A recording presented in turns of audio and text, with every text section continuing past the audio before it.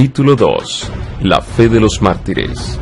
Cuando Jesús reveló a sus discípulos la suerte de Jerusalén y los acontecimientos de la segunda venida, predijo también lo que habría de experimentar su pueblo desde el momento en que Él sería quitado de en medio de ellos, hasta el de su segunda venida, en poder y gloria para libertarlos. Desde el Monte de los Olivos vio el Salvador las tempestades que iban a azotar a la iglesia apostólica, y penetrando aún más en lo porvenir, su ojo vislumbró las fieras y desoladoras tormentas que se desatarían sobre sus discípulos en los tiempos de oscuridad y de persecución que habían de venir. En unas cuantas declaraciones breves, de terrible significado, predijo la medida de enemistad que contra el Redentor se despertara. Iba a manifestarse contra todos los que creyesen en su nombre. La historia de la iglesia primitiva atestigua que se cumplieron las palabras del Salvador. Los poderes de la tierra y del infierno se coligaron para atacar a Cristo en la persona de sus discípulos. El paganismo previó que de triunfar el Evangelio, sus templos y sus altares serían derribados, y reunió sus fuerzas para destruir el cristianismo. Encendióse el fuego de la persecución. Los cristianos fueron despojados de sus posesiones y expulsados de sus hogares. Todos ellos sufrieron gran combate de aflicciones, experimentaron vituperios y azotes, y a más de esto prisiones y cárceles. Hebreos 10:32, 11:36. Muchos sellaron su testimonio con su sangre, nobles y esclavos, ricos y pobres, sabios e ignorantes, todos eran muertos sin misericordia. Estas persecuciones, que empezaron bajo el imperio de Nerón, cerca del tiempo del martirio de San Pablo, continuaron con mayor o menor furia por varios siglos. Los cristianos eran inculpados calumniosamente de los más espantosos crímenes y eran señalados como la causa de las mayores calamidades, hambres, pestes y terremotos. Como eran objeto de odios y sospechas del pueblo, no faltaban los delatores que por vil interés estaban listos para vender a los inocentes. Se los condenaba como rebeldes contra el imperio, enemigos de la religión y azotes de la sociedad. Muchos eran arrojados a las fieras o quemados vivos en los anfiteatros. Algunos eran crucificados, a otros los cubrían con pieles de animales salvajes y los echaban a la arena para ser despedazados por los perros. Estos suplicios constituían a menudo la principal diversión en las fiestas populares. Grandes muchedumbres solían reunirse para gozar de semejantes espectáculos y saludaban la agonía de los moribundos con risotadas y aplausos. Doquiera fuesen los discípulos de Cristo en busca de refugio, se les perseguía como a animales de rapiña. Se vieron pues obligados a buscar escondite en lugares desolados y solitarios. Anduvieron destituidos, afligidos, maltratados, de los cuales el mundo no era digno, andando descaminados por los desiertos y por las montañas, y en las cuevas y en las cavernas de la tierra. Hebreos 11:37 y 38. Las catacumbas ofrecieron refugio a millares de cristianos. Debajo de los cerros, en las afueras de la ciudad de Roma, se habían cavado a través de tierra y piedra largas galerías subterráneas, cuya oscura e intricada red se extendía leguas más allá de los muros de batalla. Muchos mártires de la fe de Cristo se levantarán de entre aquellas cavernas tenebrosas. En las persecuciones más encarnizadas, estos testigos de Jesús conservaron su fe sin mancha, a pesar de verse privados de toda comodidad y aún de la luz del sol mientras moraban en el oscuro pero benigno seno de la tierra. No profirieron quejas. Con palabras de fe, paciencia y esperanza se animaban unos a otros para soportar la privación y la desgracia. La pérdida de todas las bendiciones temporales no pudo obligarlos a renunciar a su fe en Cristo. Las pruebas y la persecución no eran sino peldaños que los acercaban más al descanso y a la recompensa. Como los siervos de Dios en los tiempos antiguos, muchos fueron muertos a palos, no admitiendo la libertad para alcanzar otra resurrección mejor. Recordaban que su maestro había dicho que cuando fuesen perseguidos por causa de Cristo, debían regocijarse mucho, pues grande sería su galardón en los cielos. porque así fueron perseguidos los profetas antes que ellos. Se alegraban de que se los hallara dignos de sufrir por la verdad, y entonaban cánticos de triunfo en medio de las crepitantes hogueras. Mirando hacia arriba por la fe, veían a Cristo y a los ángeles que desde las almenas del cielo los observaban con el mayor interés y apreciaban y aprobaban su entereza. Descendía del trono de Dios hasta ellos una voz que decía: sé fiel hasta la muerte, y yo te daré la corona de la vida. Apocalipsis 2:10. Vanos eran los esfuerzos de Satanás para destruir la iglesia de Cristo por medio de la violencia. La gran lucha en que los discípulos de Jesús entregaban la vida no cesaba cuando estos fieles portaestandartes caían en su puesto, triunfaban por su derrota. Los siervos de Dios eran sacrificados, pero su obra seguía siempre adelante. El evangelio cundía más y más y el número de sus adherentes iba en aumento. Alcanzó hasta las regiones inaccesibles para las águilas de Roma, dijo un cristiano, reconviniendo a los jefes paganos que atizaban la persecución: atormentadnos, condenadnos, desmenuzadnos, que vuestra maldad es la prueba de nuestra inocencia. De nada os vale vuestra crueldad. No era más que una instigación más poderosa para atraer otros a su fe. Más somos cuanto más derramáis más sangre, que la sangre de los cristianos es semilla. Miles de cristianos eran encarcelados y muertos, pero otros los reemplazaban, y los que sufrían el martirio por su fe quedaban asegurados para Cristo y tenidos por Él como conquistadores. Habían peleado la buena batalla y recibirían la corona de gloria cuando Cristo viniese.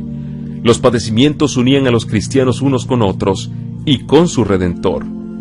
El ejemplo que daban en vida y su testimonio al morir era una constante atestación de la verdad, y donde menos se esperaba, los súbditos de Satanás abandonaban su servicio y se alistaban bajo el estandarte de Cristo. En vista de esto, Satanás se propuso oponerse con más éxito al gobierno de Dios, implantando su bandera en la iglesia cristiana. Si podía engañar a los discípulos de Cristo e inducirlos a ofender a Dios, decaerían su resistencia, su fuerza y su estabilidad, y ellos mismos vendrían a ser presa fácil. El gran adversario se esforzó entonces por obtener con artificios lo que no consiguiera por la violencia. Cesó la persecución y la reemplazaron las peligrosas seducciones de la prosperidad temporal y del honor mundano. Los idólatras fueron inducidos a aceptar parte de la fe cristiana, al par que rechazaban otras verdades esenciales. Profesaban aceptar a Jesús como Hijo de Dios y creer en su muerte y en su resurrección, pero no eran convencidos de pecado ni sentían necesidad de arrepentirse o de cambiar su corazón. Habiendo hecho algunas concesiones, propusieron que los cristianos hicieran las suyas para que todos pudiesen unirse en el terreno común de la fe en Cristo. La iglesia se vio entonces en gravísimo peligro, y en comparación con él, la cárcel, las torturas, el fuego y la espada eran bendiciones. Algunos cristianos permanecieron firmes declarando que no podían transigir. Otros se declararon dispuestos a ceder o modificar en algunos puntos su confesión de fe y a unirse con los que habían aceptado parte del cristianismo, insistiendo en que ello podría llevarlos a una conversión completa. Fue un tiempo de profunda angustia para los verdaderos discípulos de Cristo. Bajo el mando de un cristianismo falso, Satanás se introducía en la iglesia para corromper la fe de los creyentes y apartarlos de la palabra de verdad. La mayoría de los cristianos consintieron al fin en arriar su bandera y se realizó la unión del cristianismo con el paganismo. Aunque los adoradores de los ídolos profesaban haberse convertido y unido con la iglesia, seguían aferrándose a su idolatría y solo habían cambiado los objetos de su culto por imágenes de Jesús y hasta de María y de los santos.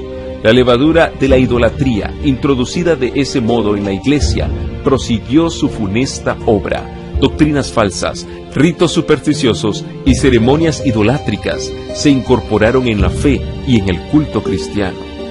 Al unirse los discípulos de Cristo con los idólatras, la religión cristiana se corrompió y la iglesia perdió su pureza y su fuerza. Hubo, sin embargo, creyentes que no se dejaron extraviar por esos engaños y adorando solo a Dios, se mantuvieron fieles al autor de la verdad. Entre los que profesan el cristianismo han habido siempre dos categorías de personas: la de los que estudian la vida del Salvador y se afanan por corregir sus defectos y asemejarse al que es nuestro modelo, y la de aquellos que rehúyen las verdades sencillas y prácticas que ponen de manifiesto sus errores. Aún en sus mejores tiempos, la Iglesia no contó exclusivamente con fieles verdaderos, puros y sinceros. Nuestro Salvador enseñó que no se debe recibir en la Iglesia a los que pecan voluntariamente. No obstante, unió consigo mismo a hombres de carácter defectuoso y les concedió el beneficio de sus enseñanzas y de su ejemplo para que tuviesen la oportunidad de ver sus fallas y enmendarlas. Entre los 12 apóstoles hubo un traidor. Judas fue aceptado no a causa de los defectos de su carácter, sino a pesar de ellos. Estuvo unido con los discípulos para que, por la instrucción y el ejemplo de Cristo, aprendiese lo que constituye el carácter cristiano y así pudiese ver sus errores, arrepentirse y con la ayuda de la gracia divina purificar su alma obedeciendo a la verdad. Pero Judas no anduvo en aquella luz que tan misericordiosamente le iluminó. Antes bien, abandonándose al pecado, atrajo las tentaciones de Satanás. Los malos rasgos de su carácter llegaron a predominar. Entregó su mente al dominio de las potestades tenebrosas. Se airó cuando sus fallas fueron reprendidas y fue inducido a cometer el espantoso crimen de vender a su maestro. Así también obran todos los que acarician el mal mientras hacen profesión de piedad y aborrecen a quienes les perturban la paz, condenando su vida de pecado. Como Judas, en cuanto se les presente la oportunidad, traicionarán a los que para su bien les han amonestado. Los apóstoles se opusieron a los miembros de la iglesia que, mientras profesaban tener piedad, daban secretamente cabida a la iniquidad. Ananías y Zafira fueron engañadores que pretendían hacer un sacrificio completo delante de Dios, cuando en realidad guardaban para sí con avaricia parte de la ofrenda. El Espíritu de verdad reveló a los apóstoles el carácter verdadero de aquellos engañadores, y el juicio de Dios libró a la iglesia de aquella inmunda mancha que empañaba su pureza. Esta señal evidente del discernimiento del Espíritu de Cristo en los asuntos de la iglesia llenó de terror a los hipócritas y a los obradores de maldad. No podían estos seguir unidos a los que eran en hábitos y en disposición fieles representantes de Cristo, y cuando las pruebas y la persecución vinieron sobre estos, solo los que estaban resueltos a abandonarlo todo por amor a la verdad quisieron ser discípulos de Cristo. De modo que, mientras continuó la persecución, la iglesia permaneció relativamente pura, pero al cesar aquella, se adhirieron a esta conversos menos sinceros y consagrados, y quedó preparado el terreno para la penetración de Satanás. Pero no hay unión entre el príncipe de luz y el príncipe de las tinieblas, ni puede haberla entre los adherentes del uno y los del otro. Cuando los cristianos consintieron en unirse con los paganos que solo se habían convertido a medias, entraron por una senda que les apartó más y más de la verdad. Satanás se alegró mucho de haber logrado engañar a tan crecido número de discípulos de Cristo. Luego ejerció aún más su poder sobre ellos y los indujo a perseguir a los que permanecían fieles a Dios. Los que habían sido una vez defensores de la fe cristiana eran los que mejor sabían cómo combatirla, y estos cristianos apóstatas, junto con sus compañeros semipaganos, dirigieron sus ataques contra los puntos más esenciales de las doctrinas de Cristo. Fue necesario sostener una lucha desesperada por parte de los que deseaban ser fieles y firmes contra los engaños y las abominaciones que, envueltos en las vestiduras sacerdotales, se introducían en la iglesia. La Biblia no fue aceptada como regla de fe. A la doctrina de la libertad religiosa se la llamó herejía, y sus sostenedores fueron aborrecidos y proscritos. Y es que vieron que dicho rompimiento era de todo punto necesario si querían obedecer la palabra de Dios. No se atrevían a tolerar errores fatales para sus propias almas y dar así un ejemplo que ponía en peligro la fe de sus hijos y la de los hijos de sus hijos. Para asegurar la paz y la unidad, estaban dispuestos a cualquier concesión que no contrariase su fidelidad a Dios. pero les parecía que sacrificar un principio por amor a la paz era pagar un precio demasiado alto. Si no se podía asegurar la unidad sin comprometer la verdad y la justicia, más valía que siguiesen las diferencias y aún la guerra. Bueno sería para la Iglesia y para el mundo que los principios que aquellas almas vigorosas sostuvieron revivieran hoy en los corazones de los profesos hijos de Dios. Nótase hoy una alarmante indiferencia respecto de las doctrinas que son como las columnas de la fe cristiana. Está ganando más y más terreno la opinión de que, al fin y al cabo, dichas doctrinas no son de vital importancia. Semejante degeneración del pensamiento fortalece las manos de los agentes de Satanás, de modo que las falsas teorías y los fatales engaños que en otros tiempos eran rebatidos por los fieles que exponían la vida para resistirlos, encuentran ahora aceptación por parte de miles y miles que declaran ser discípulos de Cristo. No hay duda de que los cristianos primitivos fueron un pueblo peculiar. Su conducta intachable y su fe inquebrantable constituían un reproche continuo que turbaba la paz del pecador. Aunque pocos en número, escasos de bienes, sin posición ni títulos honoríficos, aterrorizaban a los obradores de maldad donde quiera que fueran conocidos su carácter y sus doctrinas. Por eso los odiaban los impíos, como Abel fue aborrecido por el impío Caín. Por el mismo motivo que tuvo Caín para matar a Abel, los que procuraban librarse de la influencia refrenadora del Espíritu Santo daban muerte a los hijos de Dios. Por ese mismo motivo los judíos habían rechazado y crucificado al Salvador, es a saber, porque la pureza y la santidad del carácter de éste constituían una reprensión constante para su egoísmo y corrupción. Desde el tiempo de Cristo hasta hoy, sus verdaderos discípulos han despertado el odio y la oposición de los que siguen con deleite los senderos del mal. ¿Cómo pues puede llamarse el Evangelio un mensaje de paz? Cuando Isaías predijo el nacimiento del Mesías, le confirió el título de Príncipe de Paz. Cuando los ángeles anunciaron a los pastores que Cristo había nacido, cantaron sobre los valles de Belén: gloria en las alturas a Dios y en la tierra paz, buena voluntad para con los hombres. Lucas 2:14. Hay contradicción aparente entre estas declaraciones proféticas y las palabras de Cristo: no vine a traer paz sino espada. Mateo 10:34. Pero si se las entiende correctamente, se nota armonía perfecta entre ellas. El Evangelio es un mensaje de paz. El cristianismo es un sistema que, de ser recibido y practicado, derramaría paz, armonía y dicha por toda la tierra. La religión de Cristo unirá en estrecha fraternidad a todos los que acepten sus enseñanzas. La misión de Jesús consistió en reconciliar a los hombres con Dios, y así a unos con otros, pero el mundo, en su mayoría, se halla bajo el dominio de Satanás, el enemigo más encarnizado de Cristo. El Evangelio presenta a los hombres principios de vida que contrastan por completo con sus hábitos y deseos, y por esto se rebelan contra él. Aborrecen la pureza que pone de manifiesto y condena sus pecados, y persiguen y dan muerte a quienes los instan a reconocer sus sagrados y justos requerimientos.